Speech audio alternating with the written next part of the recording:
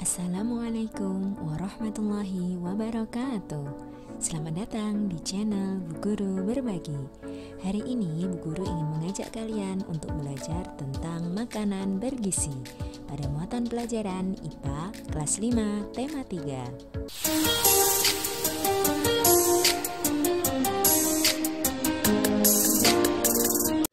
Seperti yang kita tahu, salah satu ciri makhluk hidup adalah memerlukan makanan. Fungsi makanan yaitu 1. Sebagai sumber energi, 2. Sebagai bahan pembangun tubuh, 3. Sebagai pengganti sel-sel yang rusak, dan 4. Sebagai pelindung tubuh dari penyakit. Tubuh memerlukan makanan yang bergizi. Apa itu makanan bergizi? Makanan bergizi adalah makanan yang mengandung zat-zat yang dibutuhkan tubuh, seperti zat tenaga yaitu karbohidrat, lemak, dan protein, zat pembangun yaitu protein, serta zat pengatur tubuh yaitu vitamin, mineral, dan air. Kandungan zat yang pertama dalam makanan bergizi adalah karbohidrat. Karbohidrat berfungsi sebagai sumber energi utama tubuh. Karbohidrat terkandung dalam nasi, jagung, kentang, gandum, singkong, dan ubi. Kandungan zat dalam makanan bergizi yang kedua adalah protein. Protein berfungsi sebagai zat pembangun karena membentuk sel-sel tubuh dan memperbaiki sel tubuh yang rusak. Di sini kita akan belajar dua macam protein, yaitu protein hewani, ialah protein yang berasal dari hewan seperti ikan, daging, telur, susu, dan keju, dan protein nabati yaitu protein yang terdapat pada kacang-kacangan seperti tahu dan tempe. Kandungan zat makanan bergizi yang ketiga adalah lemak.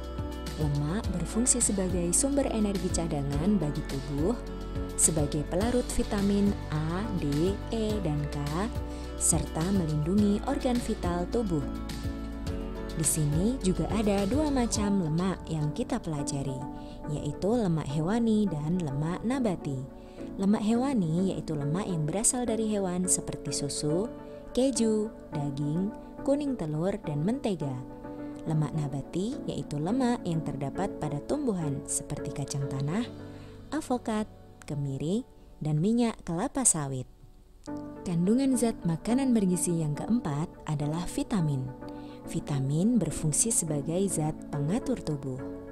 Di sini ada penyakit yang disebabkan oleh kekurangan vitamin sehingga menyebabkan kerja tubuh terganggu, yakni avitaminosis. Vitamin dibagi menjadi dua kelompok, yaitu vitamin yang larut dalam air dan vitamin yang larut dalam lemak. Vitamin yang larut dalam air adalah vitamin B dan C, sedangkan vitamin yang larut dalam lemak adalah vitamin A, D, E, dan K. Berikut ini kita akan belajar macam-macam vitamin. Yang pertama adalah vitamin A, yang berfungsi untuk menjaga kesehatan mata dan kulit, serta menjaga daya tahan tubuh dari penyakit. Sumber vitamin A ada pada wortel, tomat, hati sapi, telur, keju, dan sayuran. Akibat jika kekurangan vitamin A adalah rabun pada mata, kulit kasar dan bersisi, serta daya tahan tubuh menurun. Berikutnya adalah vitamin B. Vitamin B berfungsi membantu pencernaan dan meningkatkan nafsu makan, membantu pembentukan sel darah merah, serta mencegah penyakit beri-beri. Sumber vitamin B ada pada kacang hijau, kacang merah, gandum, tempe, susu, dan hati sapi. Kemudian jika kekurangan vitamin B akan terjadi penyakit beri-beri, yaitu penyakit radang urat saraf yang mengakibatkan pembengkakan dan kelumpuhan, serta penyakit anemia yaitu kekurangan darah. Selanjutnya yakni vitamin C. Vitamin C berfungsi membantu perbaikan sel-sel tubuh yang rusak dan meningkatkan daya tahan tubuh.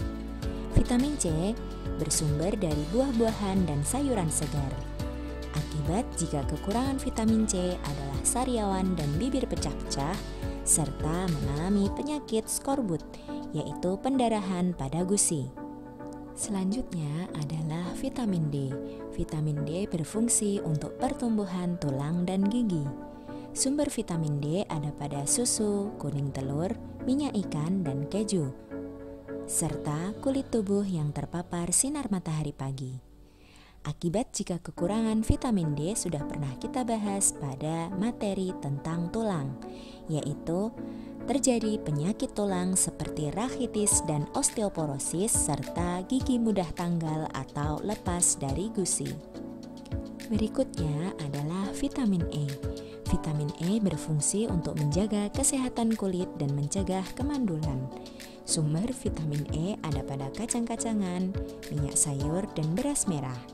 Akibat jika kekurangan vitamin E adalah kulit tampak keriput pada usia muda dan dapat terjadi kemandulan. Terakhir adalah vitamin K. Vitamin K berfungsi membantu dalam proses pembekuan darah. Sumber vitamin K ada pada sayuran berwarna hijau seperti bayam, kangkung, dan sawi. Akibat jika kekurangan vitamin K, maka apabila terjadi pendarahan akan sulit dihentikan dan jika berkelanjutan dapat menyebabkan anemia. Kandungan zat pada makanan bergizi yang kelima adalah mineral. Mineral berfungsi sebagai zat pengatur tubuh dan zat pembangun. Mineral yang kita ketahui ada 4 macam, atau di sini diringkas menjadi 3 macam, yaitu mineral kalsium dan fosfor berfungsi untuk pembentukan tulang dan gigi dan ada pada makanan susu, keju, almond, dan kismis. Mineral zat besi berfungsi untuk pembentukan sel darah merah, ada pada makanan buah bit, sayuran hijau, dan daging. Kemudian terakhir mineral yodium berfungsi untuk mencegah penyakit gondok dan kerdil. Ada pada makanan garam beriodium. Kandungan zat gizi yang terakhir adalah air. Air berfungsi sebagai pelarut zat makanan, melancarkan pencernaan dan menjaga suhu tubuh. Dalam sehari kita dianjurkan untuk meminum air 2-2,5 liter atau setara dengan 8-10 gelas air.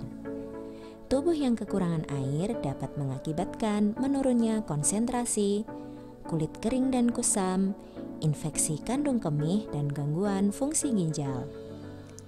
Sekian penjelasan dari Bu Guru Berbagi. Terima kasih telah menyimak video ini dengan baik. Jangan lupa tinggalkan jejak positif dengan like, comment, share, and subscribe. Wassalamualaikum warahmatullahi wabarakatuh. Sampai jumpa pada video-video berikutnya.